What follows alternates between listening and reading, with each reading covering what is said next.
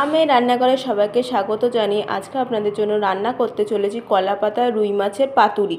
উপকরণে কি কি লাগছে একবার আপনারা দেখে নিন। প্রথমে রুই মাছটাকে নুন হলুদে মাখিয়ে নিয়েছি।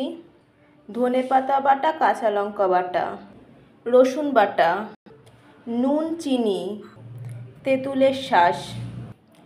কড়াইতে সাদা তেল দিচ্ছি।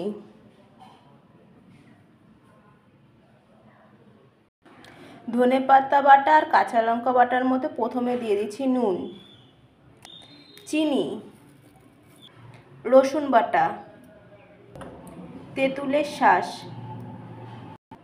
এবার মেখে নিতে হবে। কলা পাতাটাকে প্রথমে সর্ষের তেল মাখিয়ে নিচ্ছি।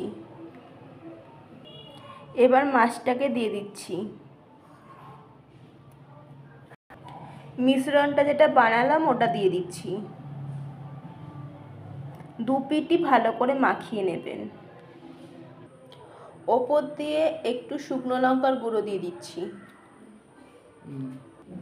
একটু সর্ষের তেল দিয়ে দিচ্ছি। কলা পাতায় মোড়া হয়ে গেছে, এবার কড়াইতে দিয়ে দিচ্ছি।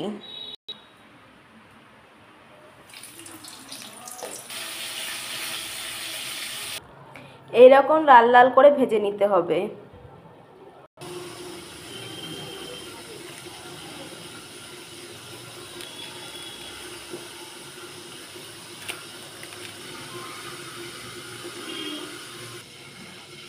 কলা পাতায় রুই মাছের পাতুরি একদম তৈরি হয়ে গেছে, আপনারা দেখে নিন। ভালো লাগলে চ্যানেলটি লাইক করে সাবস্ক্রাইব করে দেবেন। আজকের মতন বিদায় নিচ্ছি।